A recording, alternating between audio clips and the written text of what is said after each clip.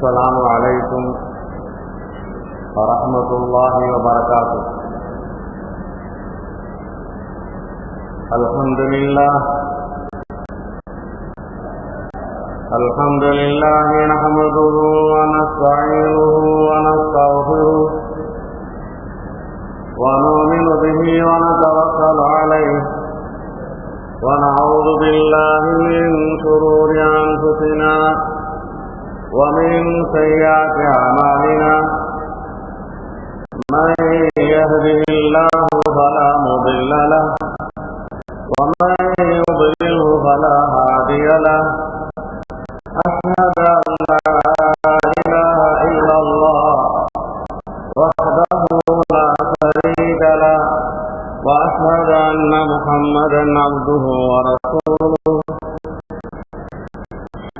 اللهم صل على محمد وعلى آل محمد كما صليت على إبراهيم وعلى آل إبراهيم إنك حميد مجيد.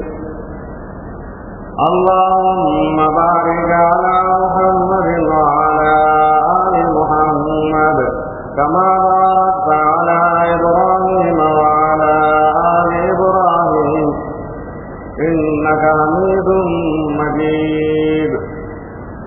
أما بعد، فأعوذ بالله من الشيطان الرجيم. لقد كان لكم في رسول الله أسوة حسنة. لقد كان لكم في رسول الله أسوة حسنة لمن كان يرجو الله واليوم الآخر. لمن كان يرجو الله واليوم الآخر وذكر الله كثيرا. صدق الله مولانا.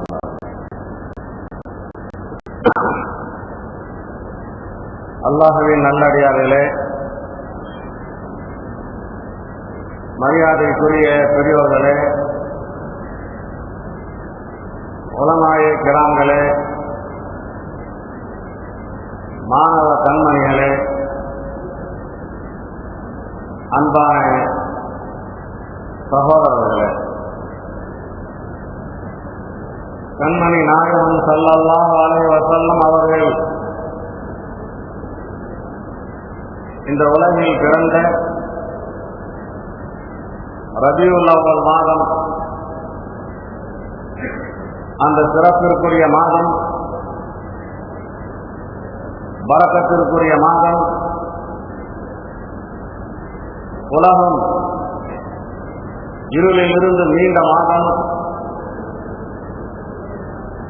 ஒளிமயமாக உலகமான மாதம். அந்த முதல் வசந்தத்திலே நான் மட்டுமல்ல, உலகத்தில் உண்டான முஸ்லிம்கள் எல்லாம் குதூகலமாக சந்தோஷமாக ஆங்காங்கே நபியின் புகழை பாடிக்கொண்டிருக்கிறார்கள், நபியின் வரலாறுகளை படித்துக் கொண்டிருக்கிறார்கள், நபியை பற்றி பேருரை நிகழ்த்திக் கொண்டிருக்கிறார்கள். என்று பார்த்தாலும் நபியின் புகழ், என்று பார்த்தாலும் நபியின் கீர்த்தி. அல்லாஹ்வின் அடியார்களே, ஆனால் மற்ற இனத்தவர்களை போன்று, மற்ற சமுதாயத்தவர்களை போன்று, மற்ற மதத்தவர்களை போன்று, மற்ற பிரிவினர்களை போன்று அவர்களும் தங்களுடைய தலைவர்களுக்காக ஒரு நாளை குறிப்பிட்டு வைத்து அந்த நாளில் மட்டும் அவர்களை நினைவு கூர்ந்துவிட்டு ஆண்டு முழுவதும் மறந்து விடுவார்களே, அப்படிப்பட்ட மக்கள் அல்ல நாம். நபியை நினைக்காத நாள் இல்லை, நபியை நினைக்காத நேரம் இல்லை, ஏன் நபியை நினைக்காத நொடியும் இல்லை. நமக்கு ஒவ்வொரு நாளும்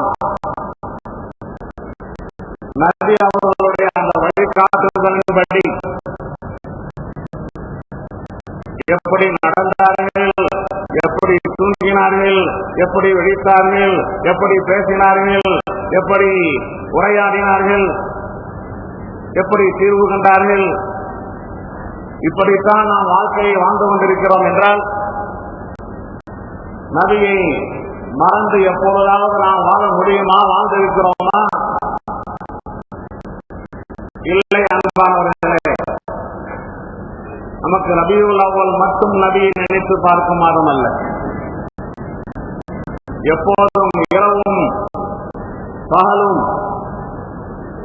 அல்லாஹ்வை நினைவு கூறும் நேரங்களில் எல்லாம், அல்லாஹ்வை நினைவு கூறும் இடங்களில் எல்லாம் முஹம்மது ரசூலுல்லாஹ்வை நாம் நினைவு கூறிக்கொண்டிருக்கிறோம்.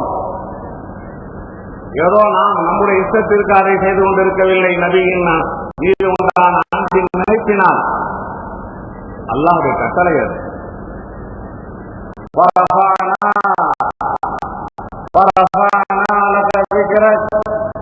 அல்லாஹ் சொல்லுவார், நாம் உயர்த்தினோம்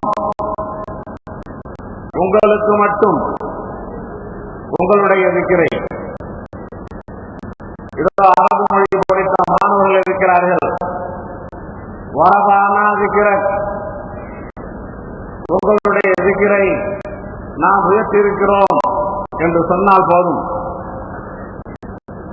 இடையில் அல்லாஹ் லக்க உங்களுக்கு என்று சொல்லியிருக்கிறானே, இது நபிக்கு உண்டான தனி சிறப்பு. இது அல்லாஹ் எங்கெல்லாம் கூறப்படுகிறான் அங்கெல்லாம் முஹம்மது ரசூலுல்லாஹ் கூறப்படுகின்றார்கள். அந்த முஹம்மது ரசூலுல்லாஹ் இணைக்கப்படவில்லை என்றால் அது அல்லாஹ்வுக்கு செய்கின்ற அந்த இபாதத்தாக அவர்களே. அதானை எடுத்துக் கொள்ளுங்கள். அஷ்ஹது அல்லா இலாஹ இல்லல்லாஹ் அஷ்ஹது அன்ன முஹம்மதர் ரசூலுல்லாஹ். யாராவது ஒரு முஅஸ்ஸின் அஷ்ஹது அல்லா இலாஹ இல்லல்லாஹ் என்று சொல்லிவிட்டு ஹய்ய அலஸ் ஸலாஹ் என்று சொன்னால் எல்லாரும் சொல்வோம், பாங்கை திருப்பி சொல்லுங்கள். உங்கள் பாங்கு உண்டாகவில்லை. ஏன் உண்டாகவில்லை? முஹம்மது ரசூலுல்லாஹை விட்டுவிட்டீர்கள். அதை போன்ற இக்காமத்தில், அதை போன்ற தொழுகை மாபெரும் இபாதத். அந்த இபாதத்திலே அல்லாஹ்வுடைய கட்டளை, அல்லாஹ்வுடைய தூதருடைய கட்டளை. அங்கே நாம் காலை மடக்கி போட்டு உட்கார்ந்திருக்கும் போது அத்தஹிய்யாத்தை ஓதுகிறோம். அத்தஹிய்யாத்தை ஓதுகின்ற அந்த நேரத்திலே அத்தஹிய்யாத்து லில்லாஹி வஸ்ஸலவாத்து வத்தய்யிபாத், இவைகளெல்லாம் அல்லாஹ்வுக்குரியது. அஸ்ஸலாமு அலைக அய்யுஹன் நபியு, அஸ்ஸலாமு அலைக அய்யுஹன் நபியு வரஹ்மத்துல்லாஹ் வபரகாத்துஹு, அஸ்ஸலாமு அலைனா வ அலா இபாதில்லாஹி ஸாலிஹீன். அஸ்ஸலாமு அலைக என்ற அங்கே நபிக்கு நாம் சலாம் கூறுகிறோம். தொழுகையின் உள்ளே இருந்து அதனுடைய கடைசியிலே அஷ்ஹது அல்லா இலாஹ இல்லல்லாஹ் அஷ்ஹது அன்ன முஹம்மதன் அப்துஹு வ ரசூலுஹு என்று நபியுடைய பெயரை அங்கே சொல்கின்றோம். அன்பானவர்களே, இது மட்டுமா? சொல்லிக்கொண்டே போகலாம். நம்முடைய வாழ்க்கையின் கடைசி தொழாதவர்கள் எல்லாம் தொழ வைக்கப்படுவார்கள். அந்த தொழ வைக்கப்படுகின்ற அந்த ஜனாதா தொழுகையில் 4 தக்பீர், அதுதான் ஃபரல். அல்லாஹு அக்பர், அல்லாஹு அக்பர், அல்லாஹு அக்பர், அல்லாஹு அக்பர். எது ஓதினாலும் எது ஓதாவிட்டாலும் ஒரு முஸ்லிம் ஜனாதாவுடைய தொழுகையில் அவன் கலந்து கொண்டு 4 தடவை அல்லாஹ் அக்பர் என்று சொல்லிவிட்டால் தொழுகை நிறைவேறிவிடும். ஆனால் முதல் தக்பீரே இரண்டாவது தக்பீரிலே அல்லாஹும்ம ஸல்லி அலா முஹம்மதின் வ அலா ஆலி முஹம்மதின் அந்த ஜனாஸாவுடைய தொழுகையிலும் கூட இரண்டாவது ரக்அத்திலே நபி மீது ஸலவாத் சொல்வது மிக மிக அவசியமான ஒரு அமலாக ஆக்கப்பட்டிருக்கிறது என்றால், நமக்கு ரபியுல் அவ்வல் நபியை புகழ்வதற்குண்டான அது குறிப்பான சொந்தமான மாதமா இல்லை. நாம் தான் எப்போதும் நினைவு கூறிக்கொண்டிருப்பவர்களாயிற்று. இருந்தாலும் நபி அவர்கள் பிறந்தார்கள் அல்லவா, அதை ஒரு காரணமாக வைத்து நமக்கு தெரிந்த அந்த அமல் அது உலகம் முழுவதும் அது பரப்பப்பட வேண்டும், உலகிலே பரவலாக ஆக்கப்பட வேண்டும் என்ற அந்த நோக்கத்திலே அலட்சியமாக யார் இருக்கிறார்களோ, கவனக்குறைவாக யார் இருக்கிறார்களோ அவர்களுக்கெல்லாம் முஹம்மது ரசூலுல்லாஹை பற்றிய செய்தி அது கொண்டு போய் சேர்க்கப்பட வேண்டும் என்பதற்காகத்தான் இந்த ரபியுல் அவ்வலை நாம் கொண்டாடிக் கொண்டிருக்கிறோம், சந்தோஷப்படுத்திக் கொண்டிருக்கிறோம்.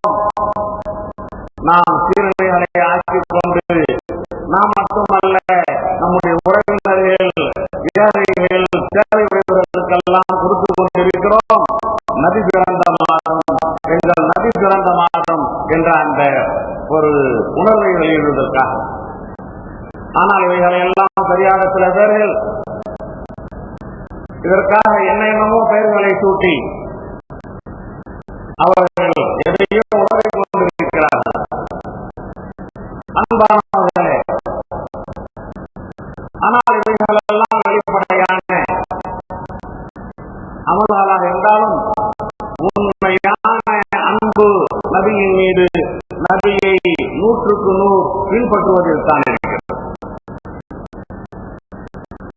மௌலிது ஓதுவது அன்பின் அடையாளம் வெளிப்படுத்தப்படுகிறது, சீரணிகள் ஆக்கப்படுவது அன்பின் அடையாளம் வெளிப்படுத்தப்படுகிறது. ஆனால் உண்மையான அன்பு நபியை பின்பற்றுவதில் தான் இருக்கிறது. அல்லாஹ் சொல்வான், உங்களிடத்திலே ஓதி காண்பித்த அந்த ஆயத்தில் அல்லாஹ் சொல்கிறான், லகத் கான லகும் ஃபீ ரசூலில்லாஹி உஸ்வத்துன் ஹஸனா.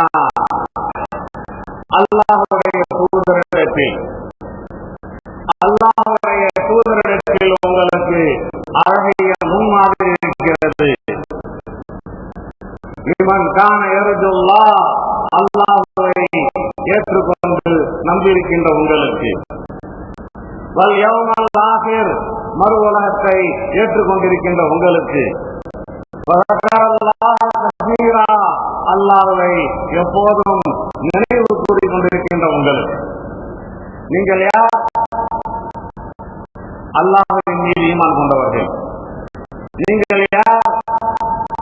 மரணம் அடைந்த பின்பு ஒரு வாழ்க்கை இருக்கிறது, அதுதான் உண்மையான வாழ்க்கை, அதுதான் சொர்க்கலோகத்துடைய வாழ்க்கை, தீயவர்களாக இருந்தால் நரகத்தின் வாழ்க்கை என்று ஈமான் கொண்டிருக்கின்றீர்களே, அந்த ஈமானுடைய உங்களுக்கு எப்போதும் இரவும் பகலும் நீங்கள் அல்லாஹ்வையே ஞாபகம் செய்து கொண்டிருக்கின்றீர்களே, உங்களுக்கு நான் அனுப்பிய அல்லாஹ்வுடைய என்னுடைய தூதரிடத்தில் உங்களுக்கு அழகான முன்மாதிரி இருக்கிறது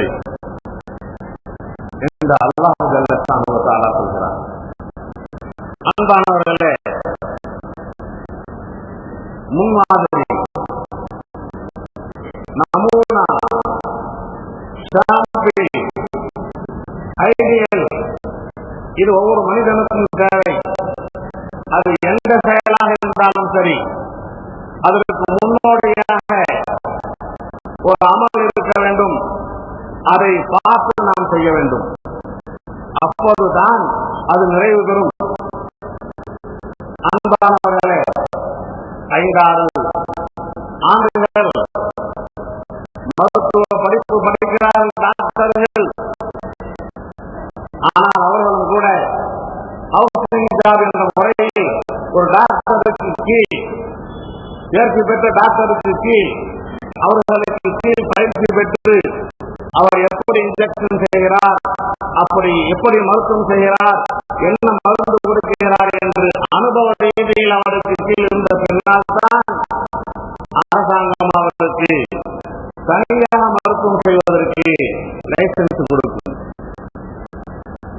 இப்படியாக சமையல் புத்தகங்களை 1000 படித்தாலும் கூட படித்துவிட்டு எதையும் நாம் தானாக சமையல் செய்தால் ஒன்று பிரியாணி கஞ்சியாக இருக்கும், அல்லது பிரியாணி அரிசியாகத்தான் இருக்கும். பக்குவம் பெற்ற தேர்ச்சி பெற்ற ஒரு பண்டாரியின் அனுபவத்திலே நாம் பல மாதங்கள் இருந்து அதை கற்றுக்கொள்ளும் போதுதான் அது முறையான பிரியாணியாக அமையும். இது உலக ரீதியில் அல்ல, எந்த கோணத்தில் பார்த்தாலும் பயிற்சியாளர்கள் தேவை. அந்த அடிப்படையில் அல்லாஹ் சொல்கிறான், நான் குர்ஆனை இறக்கியிருக்கிறேன், அந்த குர்ஆனிலே நீங்கள் என்ன செய்ய வேண்டும் என்று கட்டளையிட்டு இருக்கிறேன், அந்த குர்ஆனிலே நீங்கள் என்ன செய்யக்கூடாது என்று தடுத்திருக்கிறேன், அந்த குர்ஆனிலே பலவிதமான நற்குணங்களை பற்றி எல்லாம் விவரமாக சொல்லியிருக்கிறேன். ஆனால் அது எழுத்தாக இருக்கிறது, வார்த்தையாக இருக்கிறது, கருத்தாக இருக்கிறது, சொற்களாக இருக்கின்றன. இதை செயல்படுத்தி காண்பிப்பதற்காக செயல் வடிவ குர்ஆனாக, சொல் வடிவ குர்ஆனாக உங்களுடைய கருத்திலே இருக்கிறது, அது செயல் வடிவ குர்ஆனாக என்னுடைய தூதர் முஹம்மது ரசூலுல்லாஹை நான் அனுப்பியிருக்கிறேன். அவர்கள் உங்களுக்கு வாழ்ந்து காண்பித்திருக்கிறார்கள். அவர்களை போன்று, அவர்களை பார்த்து, அவர்கள் சொன்னதை போன்று நீங்களும் வாழுங்கள். உஸ்வத்துன் ஹஸனா.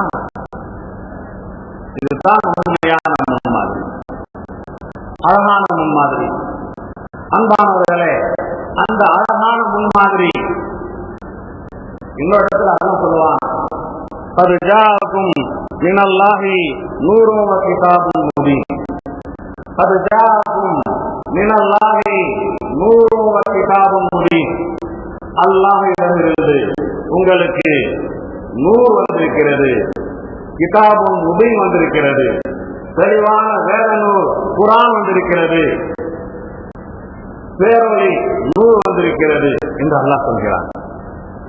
கிதாபும் முபீன் நம்மிடம் இருக்கின்ற அந்த குர்ஆன், அல்லாஹ் இங்கே நூர் என்று சொல்கிறானே, அந்த நூர் யார்? கண்மணி நாயகம் ஸல்லல்லாஹு அலைஹி வஸல்லம் முஹம்மது ரசூலுல்லாஹ் ஃபாத்திமுன் நபியீன், அவர்களைத்தான் அல்லாஹ் இங்கே நூர் என்று சொல்லியிருக்கிறார். ஆனால் சிலர்கள் இதற்கு தவறான அர்த்தங்கள் கொடுத்து கொண்டிருக்கிறார்கள். நபி அவர்கள் நூர், நபி அவர்கள் நூர், நூறால் படைக்கப்பட்டவர்கள், ஒளிமயமானவர்கள். வானவர்கள் எப்படி நூறால் படைக்கப்பட்டார்களோ அப்படி நபி நூறால் படைக்கப்பட்டவர்கள். அவர்கள் மனிதர்கள் அல்ல, நம்மை போன்று மண்ணால் படைக்கப்பட்டவர்கள் அல்ல என்றெல்லாம் தவறான அர்த்தங்கள் சொல்லிக் கொண்டிருக்கிறார்கள். அது தவறு, மிகப்பெரிய தவறு. நாம் எப்படி பிறந்தோமோ அதை போன்றுதான் நபியும் பிறந்தார்கள். நாம் எப்படி உணவுகளை உண்டோமோ அப்படித்தான் நபி அவர்களும் உணவை உண்டார்கள். நமக்கு எப்படி பசி எடுக்கிறதோ அப்படி நபி அவர்களுக்கும் பசி எடுத்தது. நமக்கு எப்படி தாகம் இருக்கிறதோ அதை போன்று தாகம் எடுத்தது. நமக்கு நோய் வருவதை போன்று அவர்களுக்கும் நோய் வந்தது. நமக்கு சுகம் ஏற்பட்டதை போன்று அவர்களுக்கும் சுகம் ஏற்பட்டது. எனவே மனிதர்களாக பிறந்தவர்கள் தான் மனிதர்களுக்கு சரியான வழிகாட்டியாக இருக்க முடியுமே தவிர மாறாக வானவர்களுடைய தன்மையில் உண்டான நூறால் படைக்கப்பட்டவர்கள் அவர்கள் இருக்கிறார்கள் என்றால் நாம் லேசாக சொல்லிவிடலாம், நாம் எல்லாம் மனிதர்கள். ஆனால் முஹம்மது ரசூலுல்லாஹ் அவர்கள் நூறால் படைக்கப்பட்டவர்கள். நமக்கு இருக்கின்ற ஆசைகள் எங்கே இருக்க போகின்றது? நமக்கு இருக்கின்ற இசைகள் எங்கே இருக்க போகின்றது? எனவே அந்த முஹம்மது ரசூலுல்லாஹை எப்படி இங்கே நாம் பின்பற்ற முடியும் என்று சொல்லிவிடலாம். எனவே அல்லாஹ் தஆலா மனிதர்களில் இருந்தே அல்லாஹ் சொல்வான், நீங்க அன்புக்கும் உங்களில் இருந்தே, உங்கள் இனத்தில் இருந்தே நாம் தூதரை அனுப்பியிருக்கிறோம் என்று சொல்லியிருக்கிறார். எனவே அல்லாஹ் இங்கே நூறு என்று சொல்லியிருக்கிறானே, அது முஹம்மது ரசூலுல்லாஹ் தான் என்பதில் மாற்று கருத்து அல்ல.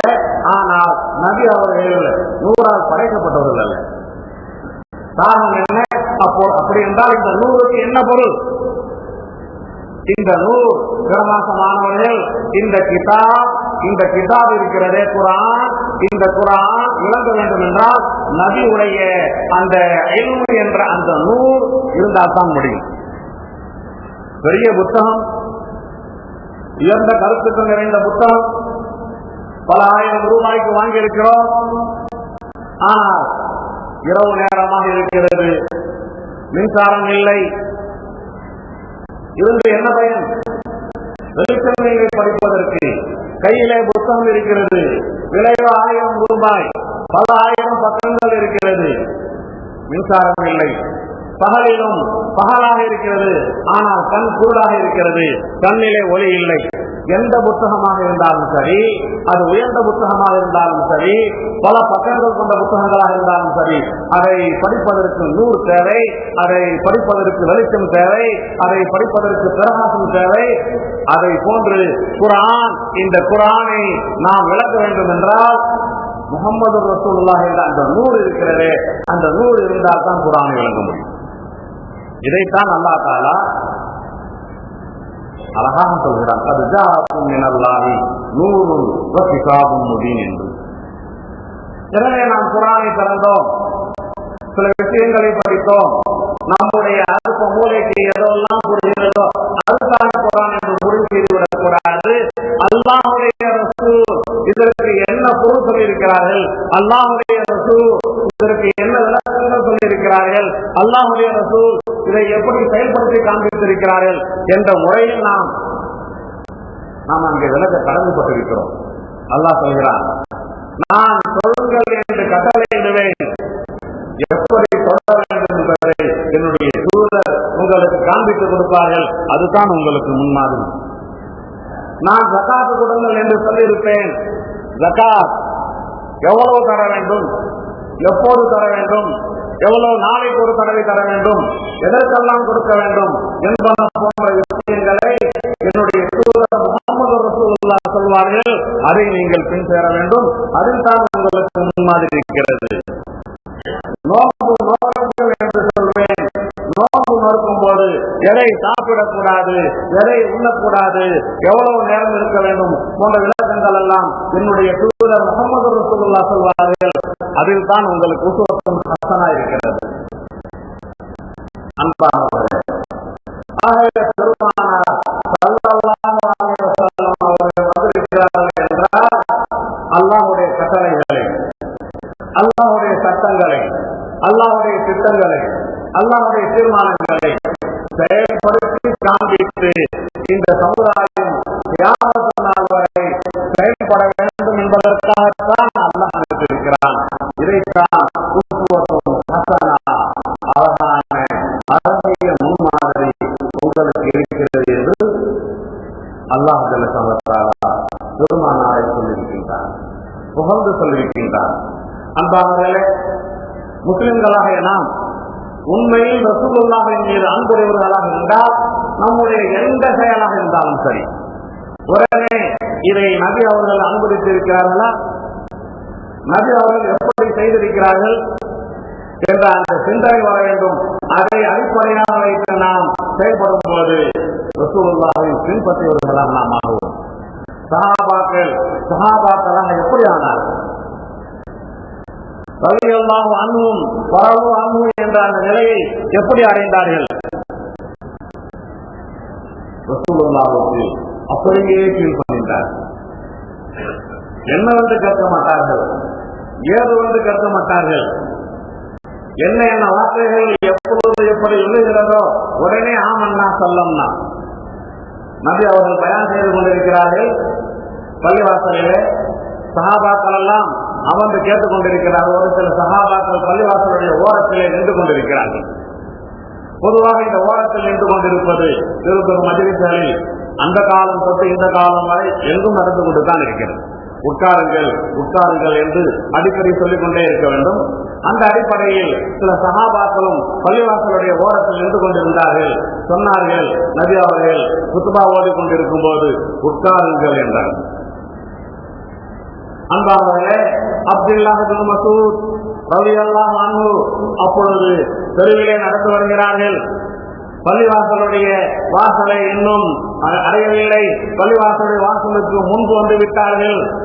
அந்த நடுத்தருவில் இருக்கும்போது மெம்பர் மடியில் இருந்து உட்காருங்கள் என்ற வார்த்தை வருகிறது. அங்கேயே உட்கார்ந்து விட்டார். தெருவிலேயே உட்கார்ந்து விட்டார்கள். தொழுது முடித்து பெருமானாரை ஸல்லல்லாஹு அலைஹி வஸல்லம் அவர்களை சந்திக்க செல்கின்றார்கள். அப்துல்லா, நான் பள்ளிவாசலுடைய ஓரத்தில் நின்று கொண்டிருந்தவர்களை தானே உட்கார சொன்னேன். நபி அவர்களும் பார்த்து விட்டார்கள். அப்துல்லா இப்னு மஸ்ஊத் வந்ததை பார்த்து விட்டார்கள். தெருவிலே உட்கார்ந்ததை பார்த்து விட்டார்கள். நான் உட்காருங்கள் என்று சொன்னவுடன், நீ தெருவிலேயே நடுத்தருவிலேயே உட்கார்ந்து விட்டாயே, என்ன காரணம் என்று கேட்டார்கள். யா ரசூலல்லாஹ், உங்களுடைய உட்காருங்கள் என்ற அந்த கட்டளை என்னுடைய காதில் விழுந்த பின்பு நான் ஒரே ஒரு அடி எடுத்து வைப்பதற்கு எனக்கு என்ன தகுதி இருக்கிறது என்று சொல்லி கீழ்ப்பணிந்தார்கள். கொஞ்சம் சிந்திக்க கடமைப்பட்டிருக்கிறோம். அப்துல்லா இப்னு மஸ்ஊதுக்கு விஷயங்கள் தெரியவில்லையா? நபி அவர்கள் சொன்னது பள்ளிவாசலுடைய ஓரத்திலே இருக்கின்ற அந்த சஹாபாக்களை தான். நான் தெருவில் வந்து கொண்டிருக்கிறேன், என்னை அல்ல, எனக்கு அந்த கட்டளை அது உட்படுத்தாது என்று தெரியவில்லை, நன்றாக தெரிந்திருந்தது.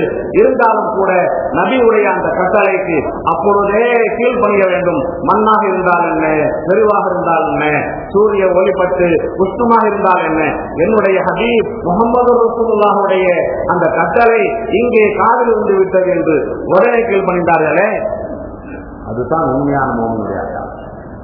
அதுதான் சஹாபாக்களுடைய அந்தஸ்தாக இருந்தது.